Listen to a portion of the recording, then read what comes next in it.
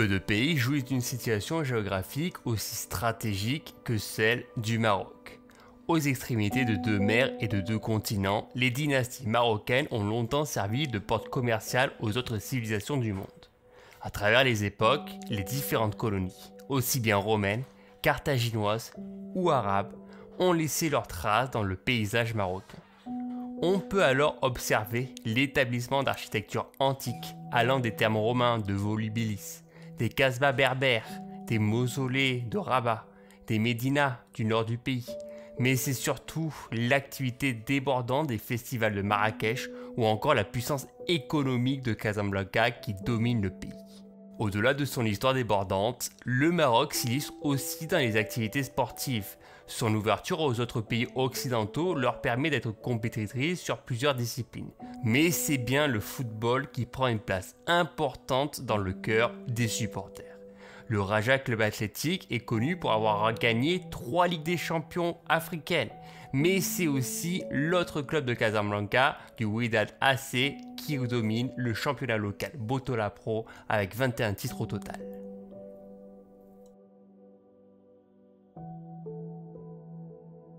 L'équipe nationale du Maroc, surnommée les Lions de l'Atlas, a tenté tant bien que mal de se faire un nom dans le paysage africain.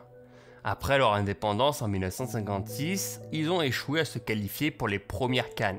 Et c'est finalement en 1970 que le Maroc va connaître une première grande compétition internationale avec la Coupe du Monde au Mexique, devenant alors le deuxième pays africain de l'histoire à participer à une telle compétition après l'Égypte en 1934. Loin d'être ridicule face à l'Allemagne de Gerd Müller, le Maroc prend un bon petit point contre la Bulgarie lors de cette phase de poule. En 1976, le Maroc de Ahmed Farras dispute seulement la deuxième CAN de son histoire. Sans match à élimination directe, mais seulement en 2 phases de poule, le Maroc culmine le plus grand nombre de points en arrachant un point précieux dans les dernières minutes contre la Guinée, un partout. Et c'est à ce jour la seule et unique victoire dans cette compétition phare africaine. En 1986, entraîné par le Brésilien José Faria, le jeu se construit autour d'une génération de talents, comme le légendaire Abdelhamid Dolmi. Ils vont terminer en tête de leur groupe devant le Portugal ou encore l'Angleterre. Une véritable surprise pour les bookmakers, et le Maroc deviendra même le premier pays africain à passer les poules en Coupe du Monde.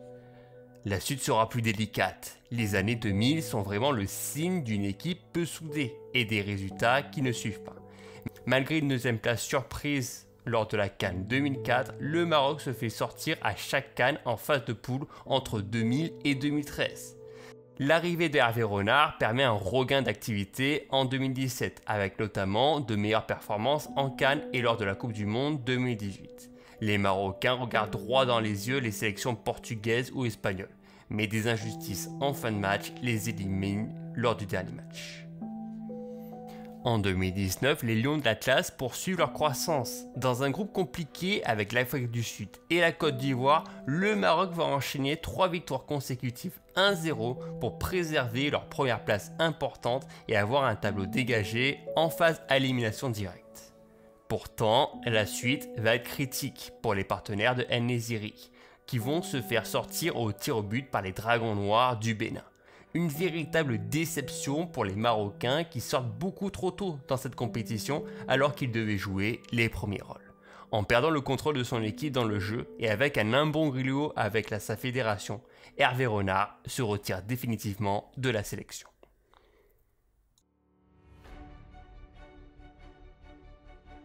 Sans véritable opposition, le Maroc a assuré l'essentiel dans un groupe composé de la Mauritanie, de la République centrafricaine et du Burundi.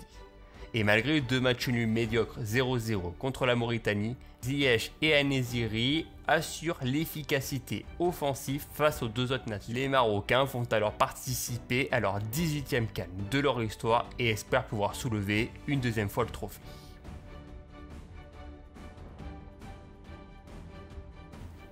Dans un but de bâtir un projet sur le long terme, la fédération fait appel à Vahid Halilovic. Un choix peu surprenant pour le Maroc puisqu'il était déjà le coach du Raja CA en 1997, amenant le club à soulever sa première Ligue des Champions de la CAF de son histoire. Son parcours ne s'est pas arrêté là, puisqu'il a connu de nombreux succès avec les sélections ivoiriennes, algériennes et japonaises, amenant chacune de ces sélections à se qualifier pour la Coupe du Monde. Son fort caractère fait de lui un personnage emblématique, pouvant avoir des désaccords avec sa direction. Mais ses résultats sportifs parlent pour lui et a toujours su prendre les meilleures décisions pour mener un groupe vers le haut. Coach Vahid impose ses choix. Il est le véritable meneur de l'équipe nationale. Que cela plaise ou non, il prend ses responsabilités dans ses choix sur et en dehors des terrains. Sa prise de position envers la non-sélection de Amin Harat, Mazraoui ou encore celle de Hakim Ziyech sont des choix forts venant de lui. Il préfère prendre des joueurs disciplinés qui en veulent pour leur sélection que des joueurs peu concernés. Le joueur de Chelsea devrait alors faire l'impasse pour la prochaine CAN au Cameroun. Depuis sa prise de fonction, Halilovic incarne une grande réussite. Une seule défaite en match amical en 20 matchs joués, une philosophie différente de ses prédécesseurs et un choix de joueurs cohérent à chaque poste. Tous ces éléments qui permettent aux Lions de l'Atlas de revenir au haut niveau. Dans sa tactique en 4-1-3-2, le but est de faire bouger les joueurs en bloc, aussi bien dans les phases défensives que offensives. L'idée de récupérer la balle rapidement et de courir longtemps sur chaque action de jeu. Avec ces récupérations à répétition, elles permettent de relancer rapidement en profondeur un jouet démarqué vers l'avant. Le Maroc possède de nombreux joueurs capables de telles actions, avec un fort volume au milieu de terrain.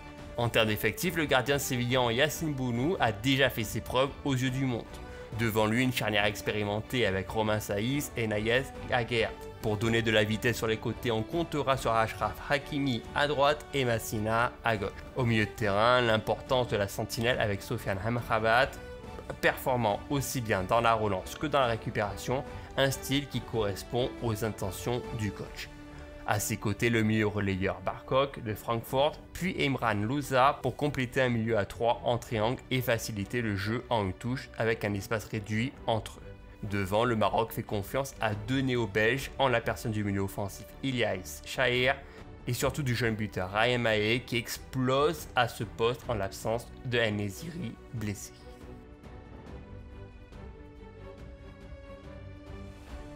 Achraf Hakimi, Paris Saint-Germain.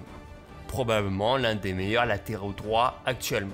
Achraf Hakimi progresse dans son jeu. Il est capable d'apporter un surnombre dans la surface adverse en utilisant sa vitesse pour faire les allers-retours sur son côté. Il a aussi une véritable force de percussion pour faire des différences en 1 contre 1. Invraisemblablement, le joueur à suivre en janvier prochain. Yacine Bounou, Séville FC. Ayant fait toutes ses gammes en Espagne, Yacine Bounou n'a pas oublié son pays d'origine. Il a su s'imposer avec le Séville FC et être très habile sur sa ligne. C'est un gardien qui fait preuve de calme pour dominer son adversaire. De plus, son jeu au pied est sûrement une des qualités les plus appréciables qui permet de relancer les actions rapidement. Ryan Mahé, Ferencváros. En l'absence de Youssef En-Nesyri, blessé depuis le début de la saison et forfait pour la prochaine CAN, le flanc de l'attaque sera donné au jeune Ryan Mahé. Lui qui a joué pour les sélections jeunes belges a finalement opté pour le maillot marocain en août dernier. Un choix audacieux pour lui puisqu'il répond déjà aux exigences du coach avec 4 buts marqués en 7 matchs.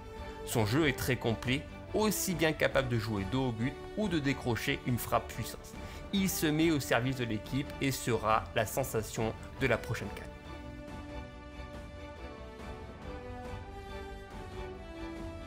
Dans un groupe C composé du Ghana, 52e mondial, du Gabon, 89e mondial, et des novices Comores, 132e mondial, le Maroc, 28e à la FIFA, se retrouve dans un groupe plutôt relevé.